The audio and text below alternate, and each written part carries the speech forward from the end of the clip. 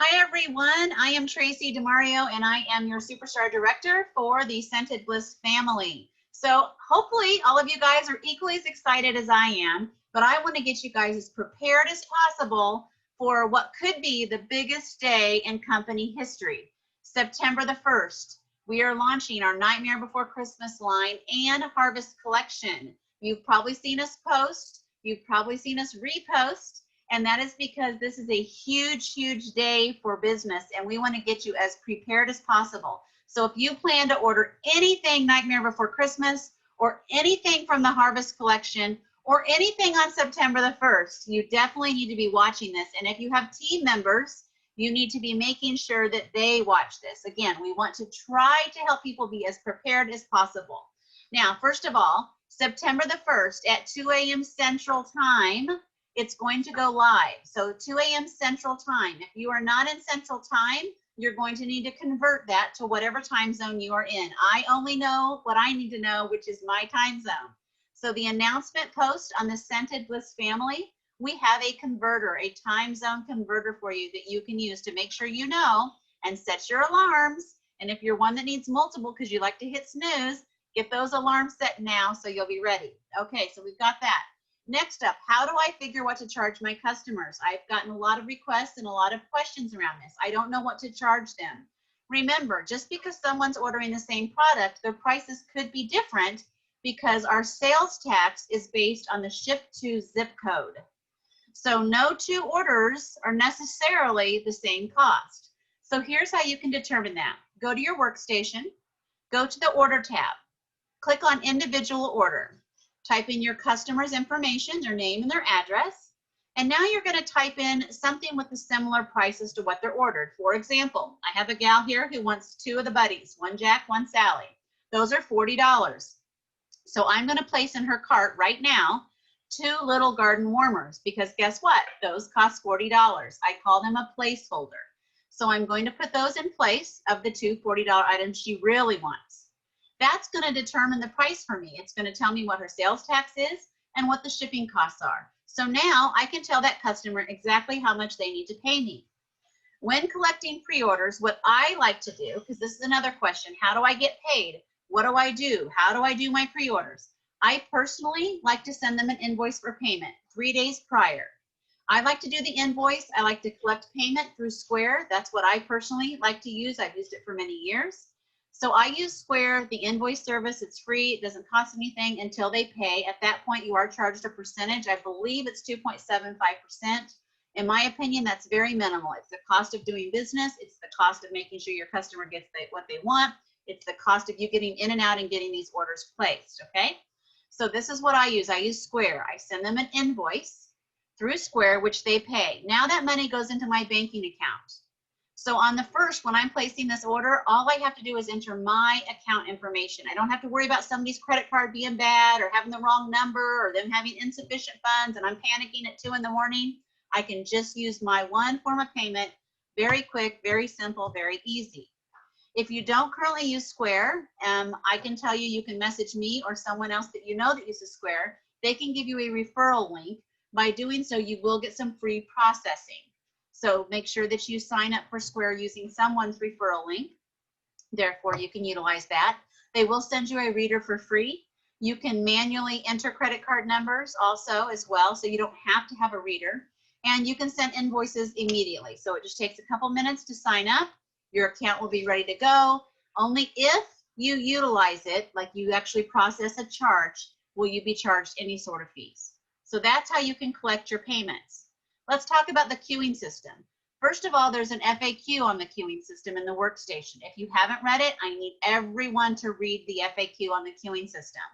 They've done this previously in years past when they've had some flash sales. It's gone very well. They recently did it this past week with the Rocket and Groot sales, and it was flawless.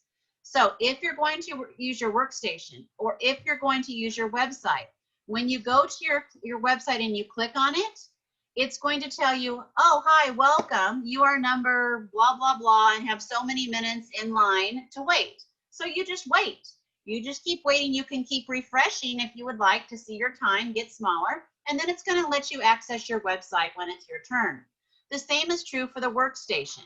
With the workstation, is you go to log into your workstation. Once you click log in, it's going to tell you you've been placed in a queue. It's going to let you know at what point you should expect to be able to be your turn.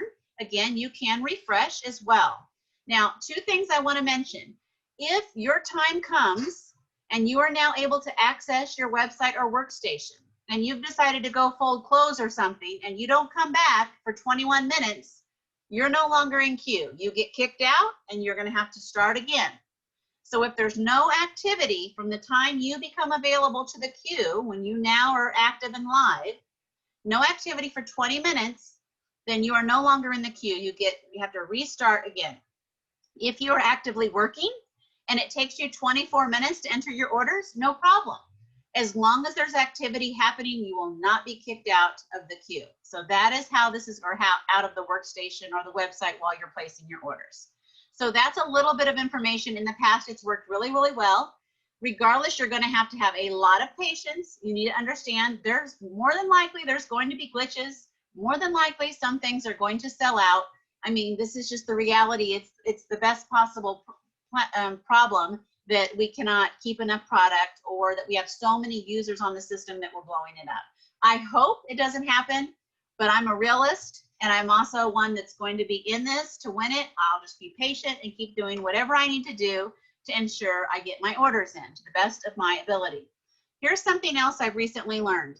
If you're in your workstation at 1:47 a.m., if you're in there checking, I don't know, whatever you might be doing at 1:47, and at 2 a.m. hits, you immediately go into the queue, versus at 2:01 trying to get into the queue. So I just kind of wanted to let you guys know, you don't go into the queue at 1:47. But if you're in your workstation at 2 a.m. Central Standard Time, if you're already in your workstation, you immediately go into the queue. So I just kind of wanted to tell you that. Otherwise, fine, 2:01, 2:07, whatever time you happen to get in, then you'll start the process. All right.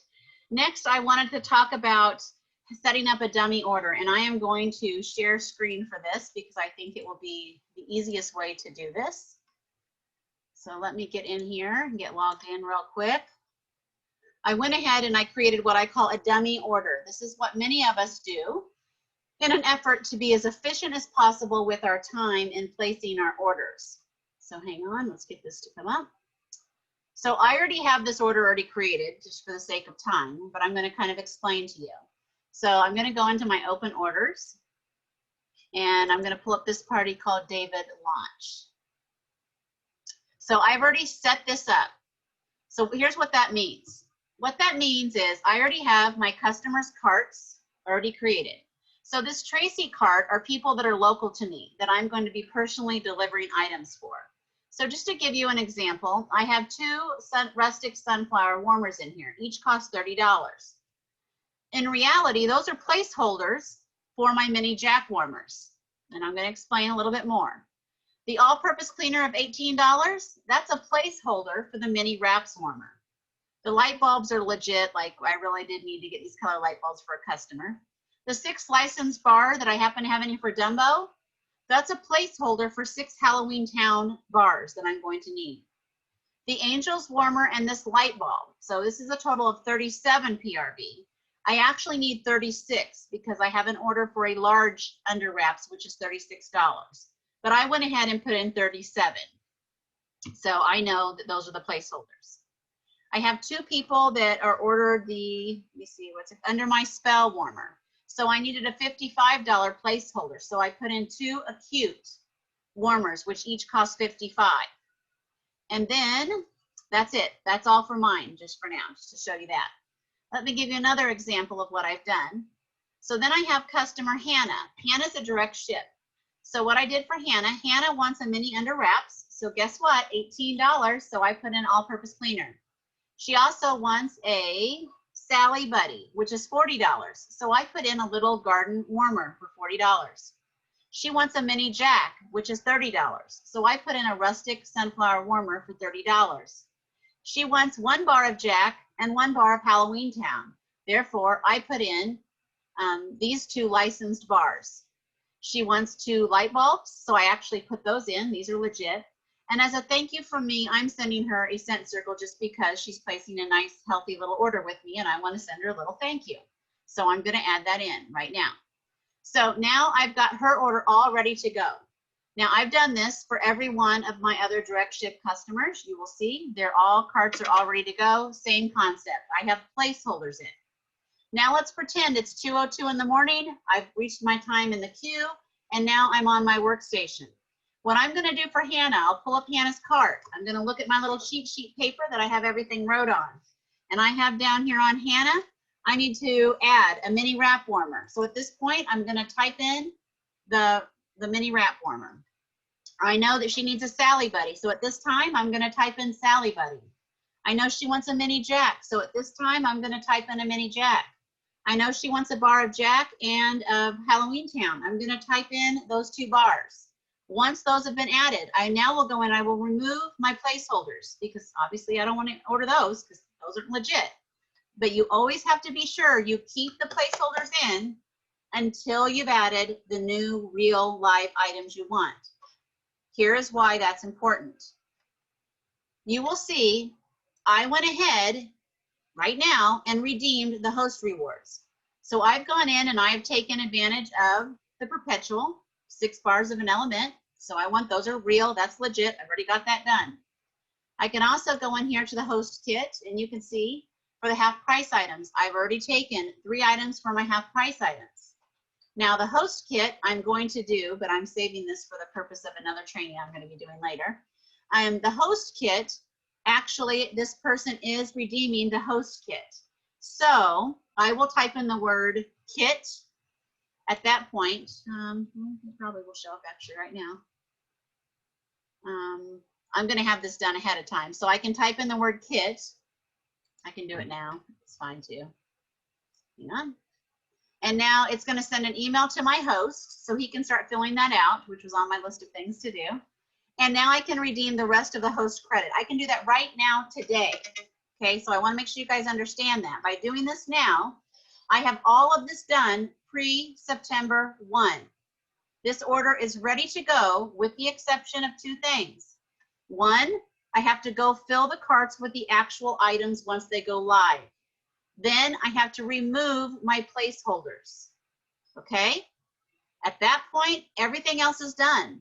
I just continue to check out using my one form of payment that I know is good and I know the money's there and I know the number's right. I submit my order, I'm in, I'm out. In my opinion, that is the best way to be prepared for this. Now, I'm not gonna lie, I am hoping this goes the way I plan it to go. But in the event that everything goes south and everything goes bad and the workstation does not exist for whatever reason, I will then abandon all of this thoughts and planning and I will go to my website and I will place an order on my website under one of my parties. So let me just show you here. Hopefully you all know how to create a party. Oops, sorry.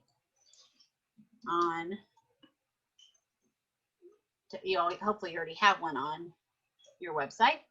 So if I have to, I will abandon plan A. I will go to plan B over here to my parties. And I will click on my online orders here, Brittany's fall orders, Jack party, whichever one is appropriate, and I will place my orders there.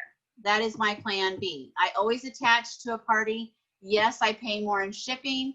However, when I later close out that party and redeem those host rewards, I make sure that whatever items I put in there, I can sell quickly and recoup any additional shipping costs that I might have to pay.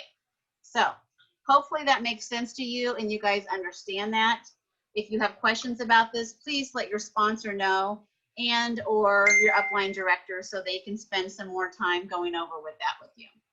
So hopefully that helps. Hopefully you guys are prepared. Again, expect there to be things that go wrong. I mean, it's just the reality. I can't imagine with this type of volume that's going to be processing that there will not be issues or complications. It's just the reality of how things are. You can only do the best you can do. Scentsy can only do the best that they can do. So just understand that, communicate with your customers, be upfront and be prepared as much as possible so that you're doing everything you can do on your end to make this go as smooth as you can. So I hope this is helpful. I'm going to be posting this out all over the place in hopes that lots of people watch it and learn some tips and tricks to be prepared for a big day, September 1st.